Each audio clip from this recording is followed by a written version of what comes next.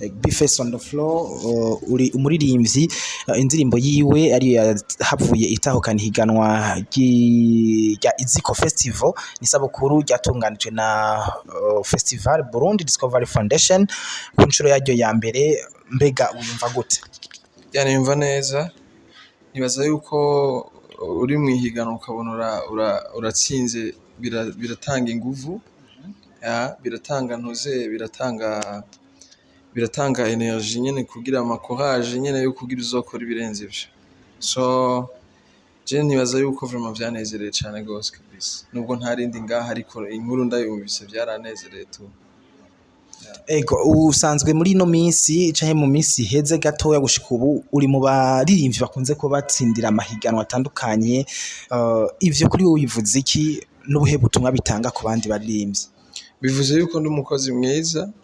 kandi bivuze yuko mfise n'amashance kubera ko kuririmba neza ntibihagije. Hariho n'igihe ubaho nyene ukabona nyine ivyo ukora naho bitera bija naho bigenda gutyo kandi ari vyiza ivyo vyose ucuisuzuma canke ukanabisengera rega imikoshi irabaho. So je mu baririmvyi bafise amashance ndimwo kweri kandi mu baririmvyi b'abakozi ndimwo. Ubwo rero Imana nayo irazi ico umukozi akwiriye. Umukozi ahabegwa n'impema kandi sivuga ko nkora kurusha abandi bose mugabe ico nzi ndi umukozi tu. Ubutumwa ku bandi baririmvyi kumbure bashobora gucika intege ngo ntibaronse ubushimwe cyangwa bagatanga kugira inzigo ubwo bubu nuko hari umugani bavuga ngo wikanira umugisha wundi hamukanye gufa. So iyo umuntu afise ubwenge afise n'intumbero kanaka hari ibintu bimwe wiyumvira yuko Imana idategerezwa kubahera imigisha hamwe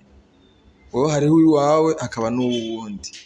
Nico gituma uzosanga hariho famille y'abantu 10 abana 10 bavukana akacava nk'umuboss umwe abandi bose bakenya. None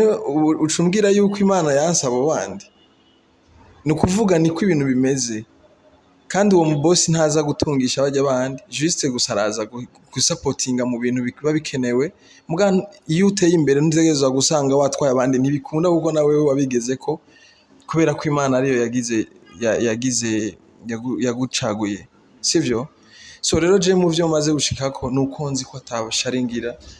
nta muntu nifuriza ikibi uretse ahubwo yuko jewe support yanje n'abantu barayibonesha amaso. Hari abapeti benshi je ndafise amazina ashika nko kuri 5 abaririmbyi bamenye ku giti kubera jewe kubera energy zanje kandi mfise ibikorwa byinshi vyonyokipa mugabo nkiyaranje uburyo bwose nkavuga nti yitala ntiyopfa ubusa je nzokora uko nshoboye nta mafaranga nifitiye yo kuvuga ngo ndamwinvestisemo nta lebongira ariko ziya courage zo kumuronderera ama connection kumusangiza abafana banje kugira bamwumve niyo ni courage ni ikintu gikomeye Imana itegezo kuraba hame kaguhezagira. Kwicara rero widoga ngo vyagenze ukunuko ubu uriko wizibirira imigisha kubera ko Imana nta munsi numwe hezagira umuntu w'inzigo frère nivyo nije ndabikubariye. So ugiye ugafata umwanya ukavuga nibi vyagenze ukunuko je barambonera ntibakubonera ahubwo niwe wibonera we kora akazi kiwawe urabe yuko anytime bizogenda fresh. None ko nimba indirimbo 10 canke 20 havamwe imwe aba baririmbyi bose none bategerezwa gutsinda jewe ntatsinze ntaco bintwaye bisigura yuko nejo hazoba n'izindi competition ntatwaye yinzotwara n'iyindi kandi ntayitwaye ntaco bintwaye. Muri Isanganiro Award jewe sinzi ko bikenewe kuyigarukanamo ngaha muri kino ahubwo nyene nagomba ucugira ko utwibutsa gushika uharura muri award zigera kuri jewe yigize 11 muri Isanganiro Award nayitwaye ku mwaka ugira 7 nari namaze no kudesida no mwijambo navuze nti ngoma ndabisezerere sinzosubira kabisa ndarusha. So rero abo bantu baba bari muri iyo myidogo ya gutyo ahubwo nibongeza amakuhaje bavuge bati je nanje kugira ngo ntibazosubire kunsuzugura ngo ndabemeze. So kuririmba neza baririmba neza ariko kwidoga ntibaza ko ataco bimaze kubera ko habura n'ababiri hagasindo. Ego nuko rap ni nawo mudiho novuga ati wamenyekanyemwo kandi n'ubu uracawukora niyo ndirimbo mbere ingoma ziwacu ni nawo mudiho novuga ko uririmbwemwo burya abasanzwe gushika bavuga bati rap nta kibanza iraronka mu gihe uvuga uti igeze kuri award ya 11 batahure ko rap yamaze kwicira inzira ubu ifise ikibanza cayo atamuntu ishobora kugisubiza inyuma abataratahura rap nk'imwe mu diho kandi ibikora neza n'ubuhe butumwa babwira. Bo je nibaza yuko ikintu nababwira yuko hip hop ntabwo ari iyo kudraga inkumi, hip hop ntabwo ari iyo kuvuga ibintu nyene bitagira epfo na ruguru byo kwiyemera, biba bikenewe sometimes, mugabo hip hop meaning yayo imeze nka reggae. Nivyo ni hip hop yaje mu gihe ca colonisation mu banyamerika, niyo nzira baronse yo kuvuga amajambo menshi genre yo kwiganzura ya colonisation bacishije muri rap. Rero na reggae nico kimwe, izo style uko ari zibiri zivuga ubutumwa, zivuga ni revolution, ingene wewe uba wiyumva umubabaro ufise. Rero mu majambo twandika tutagize control, nico gituma ubona atahije atahiva, kubera ko benshi araza agatangura no munsi ukazamva ngo je ndi king ngo burapere bwose ndaburenze, kandi ari ugitangura wowe uri king gute udafise n'indirimbo na zibiri, uravyumva? So rero hariho amajambo mwamwe tuba dukwiye gukoresha kugira ngo n'umuvyeyi wacu niyatwumva, kuko n'imiziki yacu nta nubwo banayikunda, basaze kumva ati uyu muntu kweri nubwo babasaniye bavuga ngo nta rumwe rumogi arafise ivyiyumviro kanaka, arashobora kuvuga ikintu kweri kikigisha abantu. Nk'indirimbo yanje, indirimbo y'ingoma ziwacu, umurundi wari we wese arazi ko ingoma ziturepresenta mu makungu, mugabo ntazi origine yazo. So muri kino gitero ca kabiri navuze ingene biyumviriye gukora ingoma, apana yuko dufise ingoma ziryoshe zivuga neza, oya, navuze ibintu no mwishure tutize, no muri universite tutize. Nagiye kugira recherche ku muntu yitwa Antime Baranshakaje, naragenda muri coding hafi amasaha 2, ivyo yariko aransigurira ndamubaza, yaravuzemo ingene Mwezi Gisabo yashoboye kunyika ariko arahunga bagomba kumwica. So inzira yari ihari kubera ko Isôko Radio Isôko FM itari bwabeho canke Isanganiro canke nandi ma radio canke n'ama TV, niyo nzira yonyene baronse yo kugira communication. Bariyumvira ikintu twokora kugira ngo tumenye yaciye, kuko hari umuntu yari yaramunyegeje ahantu. So iyi ni resume ndiko ndavuga y'indirimbo yanje, nico tuma yo itwara rino higanwa, kubera ko harimo inyigisho ku mwana no kuwukuze ashobora gusigarana, kubera ko ingoma twese tuzi ko ari ikintu ciza, mugabo ntituzi ingene zatanguye. So rero ikintu ca mbere biyumviriye, imbere hariho groupe iri kwiramurondera kugira imwici, n'indi groupe imurangisha irondera ko aho yoba yaranyikiye, kubera bari bazi yuko atarapfa, mugabo barazi yuko swate yarahunze, mugabo ntibazi yari. Rero abo bantu bari ko barondera iyari, abo bamwifuriza neza groupe yiwe nyene, abantu incoreke iki famille, ikintu bakoze biyumviriye gukora ingoma izi zibiri, iyo bita muri migwa n'iciteme. So izo zibiri rero mu kuzivuza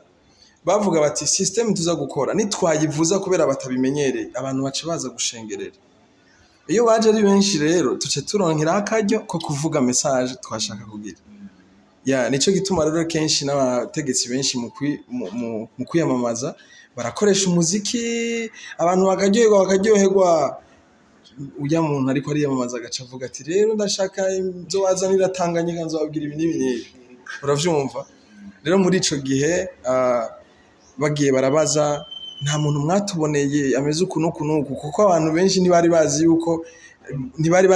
ko ari n'umwami, mugabo barashaka kudekriva bakavuga ati twarabonye umuntu yambaye uku nuku nuku agiye uku nuku nuku. Haca haza rero umuvyeyi yitwa Nyabidaha.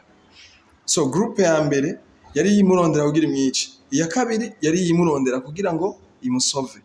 Iya mbere yararenganye ibaza Nyabidaha, uwo Nyabidaha niwe yamunyegeje, aca arababwira ati nukuri yarenganye acinga yiruka, kumbe yamunyegeje. Ubugira kabiri acabona rero ya groupe nayo iravuga ati ari ngaha, caramuba kubera ko izangoma nizo zatumye abantu bagera baravuga ati yaciye aha, ni mushike ari imbere kumuhana muce mubaza nahariya nahariya.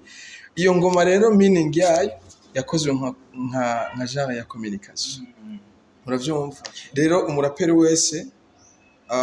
nibaza ko yokoresha imvugo ishobora kwigisha umuntu wari wese, ku mwana, kukuze, hahandi umuntu wese ashobora kugutanga ko karorero kandi akumva ari proud no kumviriza indirimbo zawe. Si minsi yose turirimba ivyo bintu, mugabo ifo kuba ufise indirimbo basize ku represent sivyo kubera ko umuziki wacu vraiment ntabwo uzwi neza mu bantu bakuze cyane cyane rero kugira ngo umenye akurikirana umuziki w'abarundi birasaba yuko tubemeza tukandika ibintu bifise ico vyigisha bakavuga bati kumbe bantu nubwo twabashize inyuma nubwo tubakumira barafise uruhara runini cyane mu kwigisha societe barafise uruhara runini cyane mu guhimiriza abantu mu gukora canke mu gukunda igihugu canke mu ibintu byinshi bitandukanye so muri ico gihe rero umuntu wese azoba ariko arandika indirimbo niyige ivyo aza kwandika ntafi ivyo avuze ivyo byose jewe ku bwanje hip hop irashikanye imaze kunyuriza indege inshuro nyinshi imaze kumpuza n'abategetsi imaze kumpuza n'abazungu imaze kuja mu bihugu byinshi imaze kuma amatrofe menshi ntabwo ndi satisfait mvuge ngo mfise amahera ngo yatari mugabo ico nzi coco irafise aho yanshikanye kandi ahantu hanini ko nta famille mfise muri bijya bihugu mpora njamo mugabo umuziki wanje ukantwara so nimba bimeze gutyo uwo ari we wese basiyondabirako hama rero bikamwinspira ejo nawe nakahagera kuko ntibibera umunsi umwe yeah. Ukiyandika waribaza ko aho iyi ndirimbo yageze yo hagera canke wovuga uti jitse ko ndabisangiza n'abantu ku bwanje kubera ko je nari nsanzwe nzwi mu bantu bandika indirimbo zihanura kandi zigisha nayibona ko izobamwe ibintu naribona ko izorenga no ngaha ahubwo malheureusement sinigeze ndonka amahera yo gukora clip yayo no kuvuga iyo ndonka clip yayo n'abazungu bari kuyigura kubera ko mu byo navuzemwo ni ibintu vyinshi umuntu wese atari n'umurundi yoba interesse kubera ko atumva ikirundi urashira ko zya sous-titrage zikagira ico umuntu akavyumva mu congereza cyangwa mu gifaransa sivyo rero kubw'ivyo je nabona yuko indirimbo izogera kure cyane no gusumba ngaha ariko ntivyakunze uko nabishaka umugani wa kiri mugabo ivyo nageze ku byose ndabishimira Imana abantu benshi barayikunze ni hit song shimire kandi na nkunda abantu bashoboye kwiririmbamwo rest in peace kuri Bernard urazi ko ariwe yandirimbiye refrain so nibaza yuko vraiment twakoze igikorwa ciza shimire kandi na Miri Pro yayikoze urumva ko nibaza ko ibintu bimeze neza cyane gose ijambo kumbure wobwira Izîko Festival ni sabukuru yatunganije iryo higanwa watwayemwo ako gashimwe je nfise amajambo menshi ariko simpaka ndayaheze yose nuko bo bandanya batera intege abandi baririmbyi kubera ko gukora umwaka wose uri umuririmbyi nturonke umuntu akwankuraje gushimira nibo cyo gituma benshi usanga barabihevye muga nk'ibi yaje umpaye trofe ncivuga ni kumbe je hari abantu barokonesa yuko ndi umukozi ivyo rero je bice bimpenga uvudo please so rero niba bihagarike ahubwo dutere nakamo n'abandi bari baratwumva n'andi ma radio n'andi ma companies yankuraje baririmbyi kugira ejo hazoboneke n'abandi bizotuma n'igihugu cacu kivugwa kubera ko twebwe tuvugwa mu bukene tuvugwa mu bintu by'ibitoro tuvugwa mu bintu by'amasukari byari bisanzwe ko tuvugwa mu bintu by'umuziki ago yumva ngo Diamond yagiye muri concert muri BT yazanye MTV ibintu nk'ivyo ivyo byose vyandikwa kuri Tanzania ntabwo vyandikwa kuri nyina wiwe vyandikwa ku gihugu natwe nk'ubu je ncomose yari yaye bavuga ati igihugu cy'u Burundi kirafise umuraperi ntimufyine ntibavuga ngo nyina wa Bface ngo arafise umuraperi no so nico gituma rero n'abariko baratwumva batwankohaje nk'uko nyene babikoze ko nk'ubu wibampaye inondi urane trofe mu bampaye ndabo turirimbo maze imizi nsohora yuko noba narataye umurongo kubera ko harimo inkundo nyinshi harimo ibirori vyinshi nce mbona ati kumbe rero natakaje ibifise akamaro mu bandi bantu bishobora no kumpa n'ibirenze ivyo nce nsubira kugira inspiration yo kwandika ibindi bifise akamaro gusumba ngaho kubera hari indirimbo zo kwiryohera zitagira message twama twaziririmbye mugabo n'ubundi iyo message ibihari ku bantu basanzwe bari kuryoherwa muri abo bantu mugabo hari indirimbo itusha umuntu wese yaba uri munyabirori yaba umwana yaba ukuze bose bakaba interesse iyi ndirimbo yanje n'umupasiteri arayumva nigenja kuririmba muri independence yo muri Australia niyo ndirimbo nahereye ko kandi nkabona ko harimo n'abapasiteri abantu bo muri eglise bakamfasha kuririmba so urumva ko hari indirimbo iri representable mu ahantu hose nogera. So je nibaza yuko no babwira bakomeze bientôt babisangize na leta kugira nayishiremo n'ukuboko, kubera ko burya gutamba wirorera utari umusazi n'ibiryoshe. Asante. Akoze.